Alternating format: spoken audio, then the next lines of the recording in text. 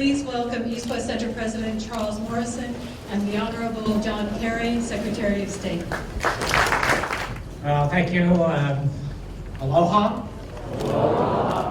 I want to welcome everyone, and we want to welcome him to our most Asia-Pacific state, and we want to welcome him to the East West Center, an institution that's building community with this vast region, which is so important to the future of the United States. Mr. Secretary of State.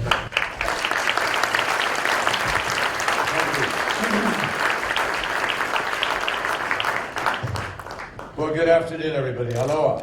Aloha. Wonderful to be here in Hawaii, and man, I can't tell you how I wish I was as relaxed as some of you in your beautiful shirts. Here I am in my, whatever you call it, uniform, some would say. It's a great, great pleasure for me to be able to be here. And President Morrison, thank you very much for that generous introduction. I appreciate it very much. Charles was way ahead of the curve, folks, in seeing the trend towards regionalism in the Asia-Pacific in the early 1990s. And he was calling for community building within East Asia well before it became a standard topic of discussion on the think tank circuit.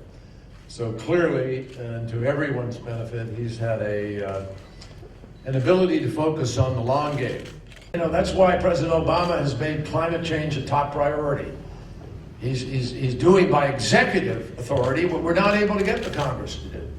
And we're working very hard to implement the Climate Action Plan and lead by example. We're doubling the fuel efficiency of cars and trucks on America's roads. We've developed new standards that ensure that existing power plants are as clean as possible and as efficient as possible.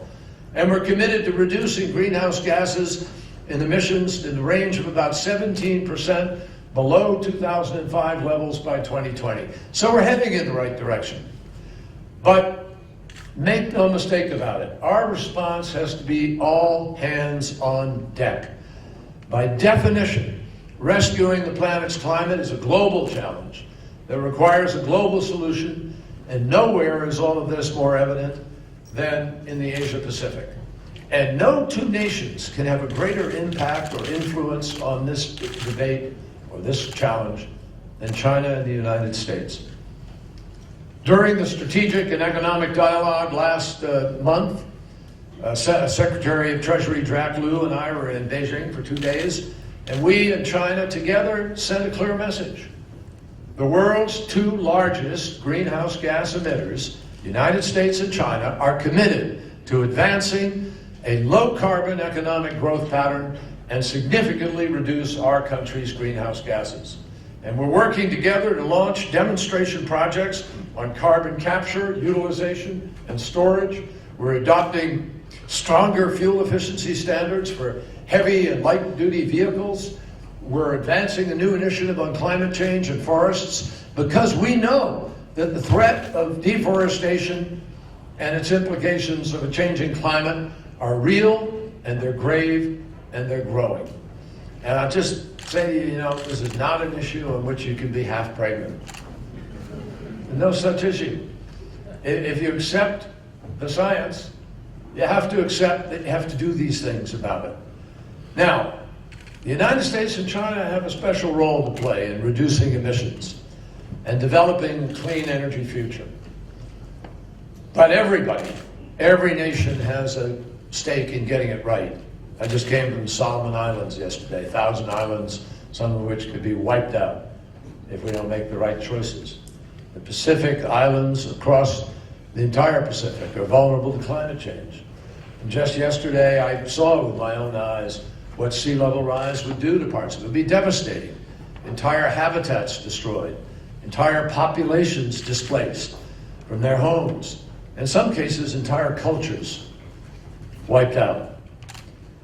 They just had flash flooding in Guadalcanal, unprecedented amounts of rainfall. And that's what's happened with climate change.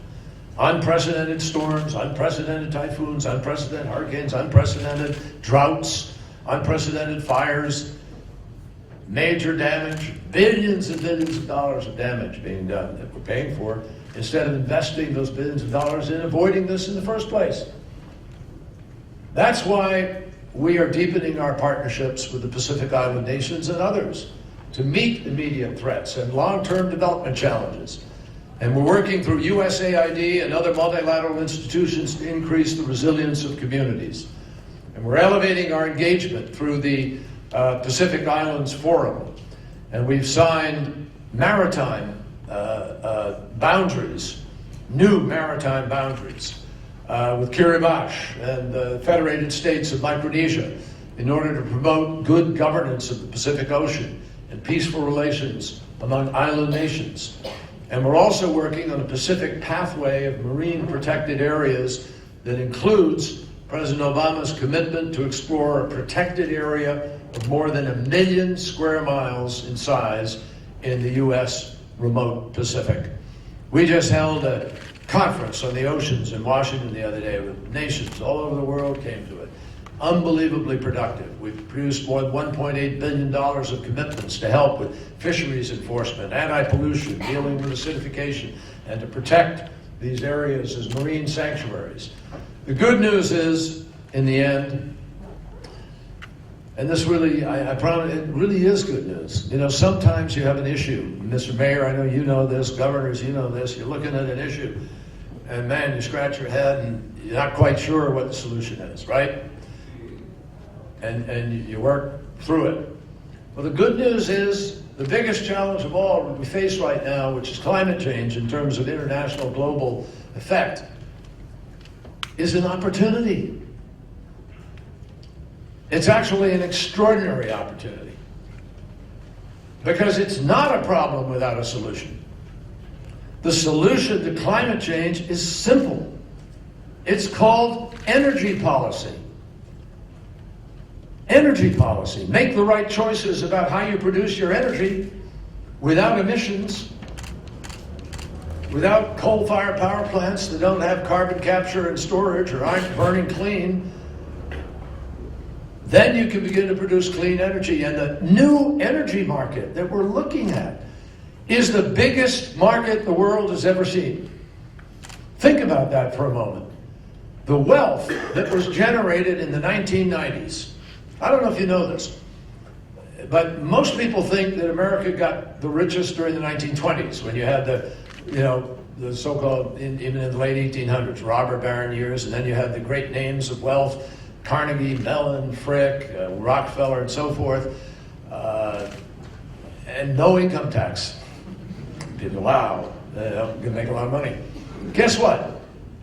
America made more wealth and more money for more people in the 1990s than at any other time in our history.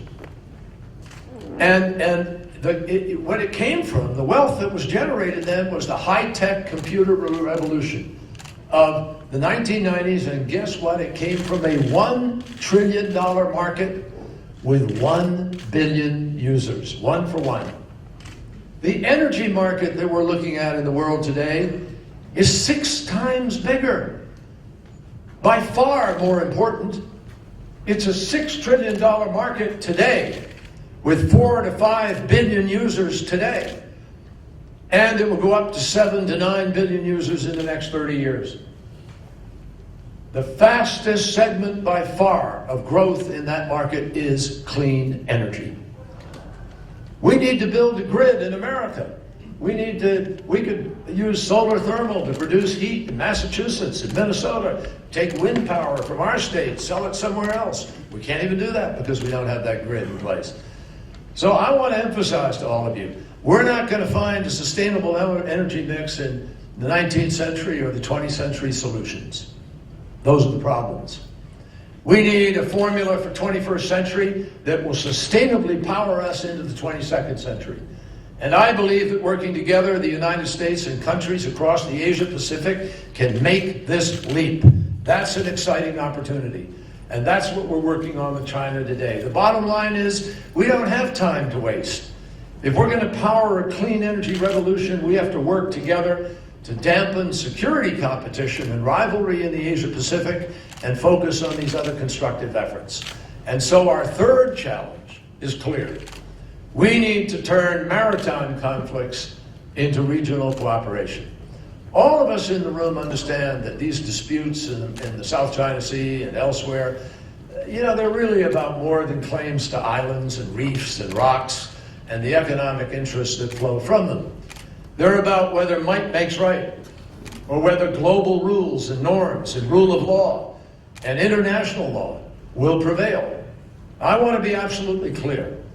The United States of America takes no position on questions of sovereignty in the South and East China Sea. But we do care about how those questions are resolved. We care about behavior. We firmly oppose the use of intimidation, coercion, or force to assert a territorial claim by anyone in the region. And we firmly oppose any suggestion that freedom of navigation and overflight and other lawful uses of the sea and airspace are privileges granted by a big state to a small one. All claimants must work together to solve the claims through peaceful means, big or small. And these principles bind all nations equally, and all nations have a responsibility to uphold them. Now, I just participated in the ASEAN Regional Forum, and we were encouraged there we encouraged the claimants there to diffuse these tensions and to create the political space for resolution. We urged the claimants to voluntarily freeze steps that threaten to escalate the disputes and to cause instability.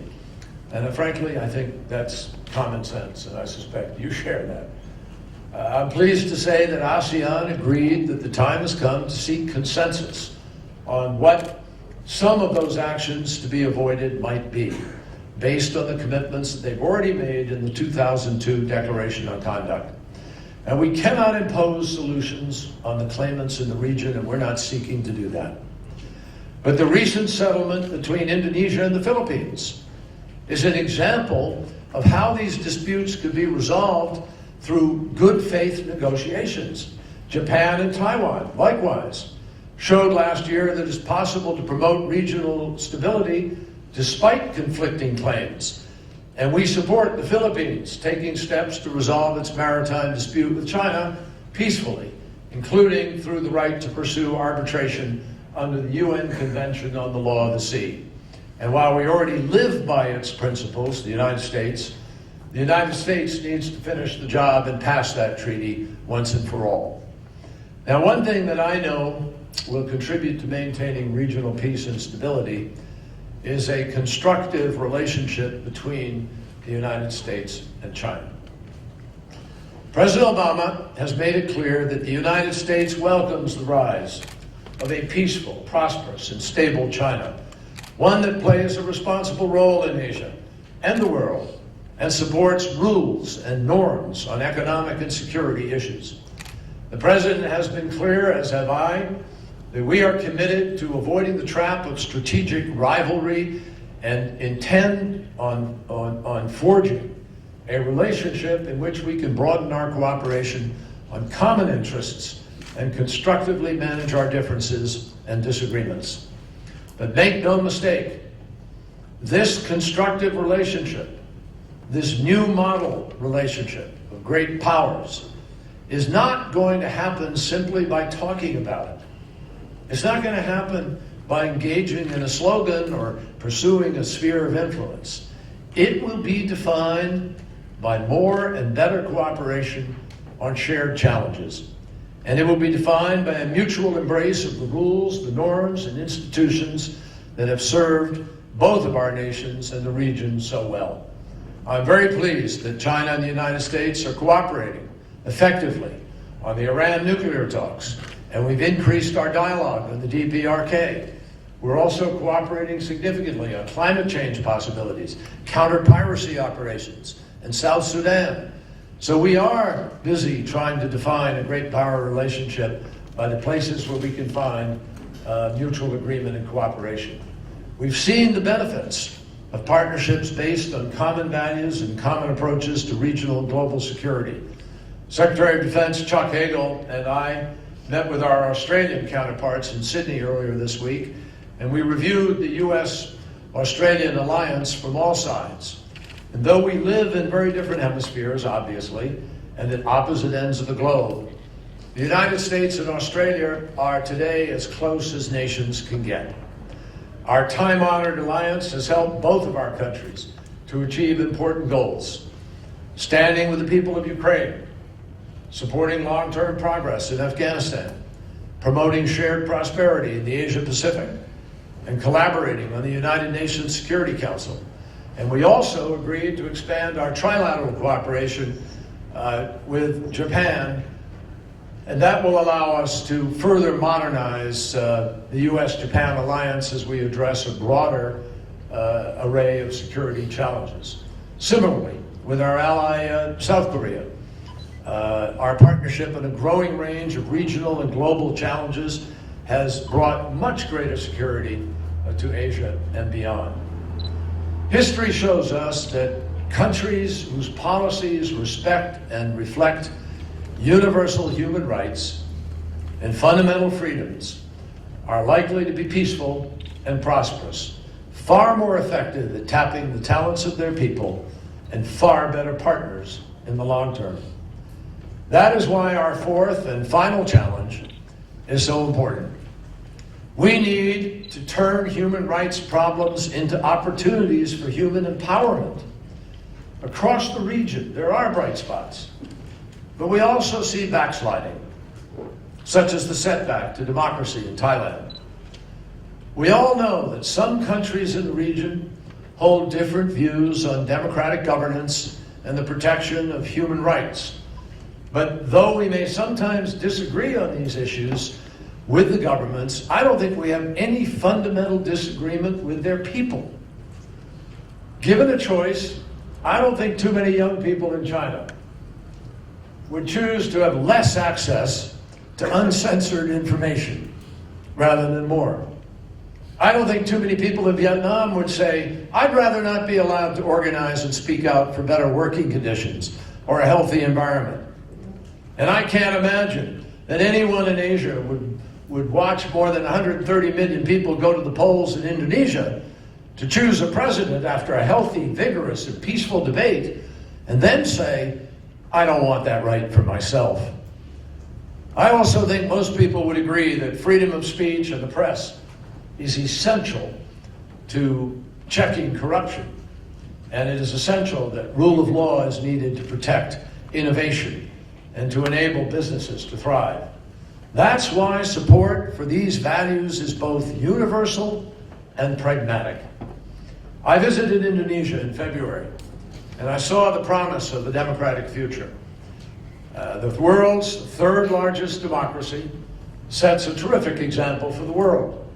And the United States is deeply committed to our comprehensive partnership. Indonesia is not just an expression of different cultures and languages and faiths. By deepening its democracy and preserving its traditions of tolerance, it can be a model for how Asian values and democratic principles inform and strengthen one another. In Thailand, a close friend and ally, we're very disturbed by the setback to democracy, and we hope it is a temporary bump in the road. We call on the Thai authorities to lift restrictions on political activity and speech, to restore civilian rule and return quickly to democracy through free and fair elections. In Burma last week, I saw firsthand the initial progress the people and the government have made. And I'm very proud of the role, and you should be too, that the United States has played for a quarter of a century in encouraging that progress. But Burma still has a long way to go. And those leading its democratic transformation are only now addressing the deepest challenges, defining a new role for the military, reforming the Constitution, and supporting free and fair elections, ending a decades-long civil war, and guaranteeing in law the human rights that Burma's people have been promised in name. All this while trying to attract more investment, combating corruption, protecting the country's forests and other resources. These are the great tests of Burma's transition. And we intend to try to help. But in the end, the leadership will have to make the critical choices. The United States is going to do everything we can to help the reformers in Burma, especially by supporting nationwide elections next year. And we will keep urging the government, as I did last week, to take steps to ease the humanitarian crisis in Rakhine State and push back against hate speech and religious violence, implement constitutional reform, and protect freedom of assembly and expression. The government owes it to the people of that movement to do those things. And so, my friends, in the great tradition of our country, we will continue to promote human rights and democracy in Asia without arrogance, but also without apology. Elsewhere in Asia, North Korea's proliferation activities pose a very serious threat to the United States, the region, and the world. And we are taking steps to deter and defend against North Korea's pursuit of a nuclear-armed ballistic missile capability. But make no mistake, we are also speaking out about the horrific human rights situation. We strongly supported the extraordinary United Nations investigation this year that revealed the utter grotesque cruelty of North Korea's system of labor camps and executions. And such deprivation of human dignity just has no place in the 21st century. North Korea's gulag should be shut down, not tomorrow, not next week, but now. And we will continue to speak out on this topic. So, you've heard me for longer than you might have wanted to, describing a pretty ambitious agenda. And you're right, it's a big deal. We are super engaged. We are ambitious for this process. Completing the TPP negotiations, creating sustainable growth, powering the clean energy revolution, managing regional rivalries by promoting cooperation and empowering people from all walks of life. That's how we're going to realize the promise of the Asia Pacific. And this is a region whose countries can and should come together, because there's much more that unites us than divides us. This is a region that can and should meet danger and difficulty with courage and collaboration. And we are determined to deliver on the strategic and historic opportunities that we can create together. That's why, together with our Asian partners, we're developing modern rules for a changing world. Rules that can help economies grow strong and fair and just, with protections for the environment, safeguards for the people who have both too often been left behind. That's why we're building a region where Asia's major cities are no longer clouded with smog and smoke, and where people can depend on safe food and water and clean oceans, clean air, and shared resources from its rivers and its oceans. And with a sense of responsibility, one generation passes on to the next to preserve all of that for the future. That's why we're building a region where countries peacefully resolve their differences over islands, reefs, rocks, by finding the common ground on the basis of international law. And that's why we're building a region that protects the universal human rights and fundamental freedoms that make all nations stronger. There is still a long road ahead, but nothing gives me more hope in the next miles of the journey than the courage of those who have reached a different and more hopeful kind of future. And that is the story that I want to leave you with today. When I became a senator, getting increasingly more and more involved in the region as a young member of the committee and then later as chairman of the subcommittee on Asian and Pacific Affairs, the first trip I took, 1986, was to the Philippines. Strongman Ferdinand Marcos had called a sham, snap election to fake everybody, to prove how in charge he was, to preserve his grasp on power. President Reagan asked Senator Richard Lugar and me to be part of a delegation to observe those elections. And I will never forget arriving in Manila and seeing this unbelievable flood of people in the streets, all decked out in their canary yellow shirts and banners of pro-democracy protest. Some of us knew at that time there were allegations of fraud. I was sent down initially to Mindanao to observe the morning votes and then came back to Manila. and was sitting in the hotel there when a woman came up to me crying and said, "Senator, you must come with me to the cathedral. There are women there who fear for their lives."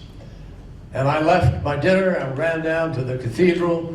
I came in to the sacristy of the cathedral and talked with these 13 women who were crying and huddled together, intimidated for their lives. And I listened to their story about how they were counting the raw tally of the votes that was coming in from all across the nation. But the raw tally of votes they were counting was not showing up on the computer tote board, recording the votes. They blew the whistle on a dictator. We held an international press conference right there in the cathedral, right in front of the altar, and they spoke out, and that was the signal to Marcos it was over.